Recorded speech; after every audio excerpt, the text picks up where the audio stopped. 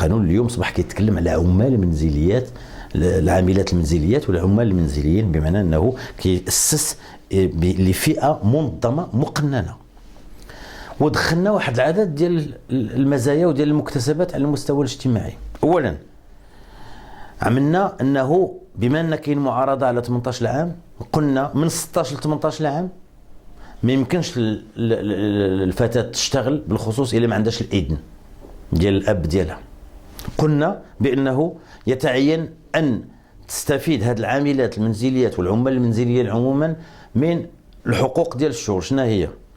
التغطيه الصحيه، التغطيه على المرض، الضمان الاجتماعي، يعني العطل الاسبوعيه والعطل السنويه، 48 ساعه ديال الاشتغال اقصى تقدير، منع كل عمل شاق وسيحدد بموجب مرسوم، الى جانب بعض المكتسبات الاخرى. دفعنا بهذا الشيء كامل، استطعنا ان نشكل من خلال هذا القانون مكسب حقيقي بالنسبه لهذه الفتيات بالخصوص. وتطرحنا المشكل ديال 18 سنه مجددا. بقينا متشبتين في حزب التقدم والاشتراكيه ب 18 سنه، دافعنا عليه داخل الحكومه، لم نصل الى النتيجه. مشينا للبرلمان، دافعنا على 18 سنه اقصى تقدير امام المكونات ديال الاغلبيه وحتى بعض المكونات ديال المعارضه. وجدنا المعارضه انقلبت في نهايه المطاف ومشات ل 18 سنه، ولكن لاسباب سياسيه اساسا.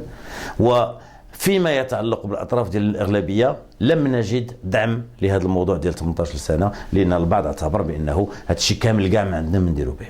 ففي النهايه قلنا واش ندوزوا هذا القانون بالمكتسبات اللي فيه، وراه ماشي قانون هذا اللي يجيب تشغيل في 16 سنه ديال القصيرات كما كيقدموه الناس.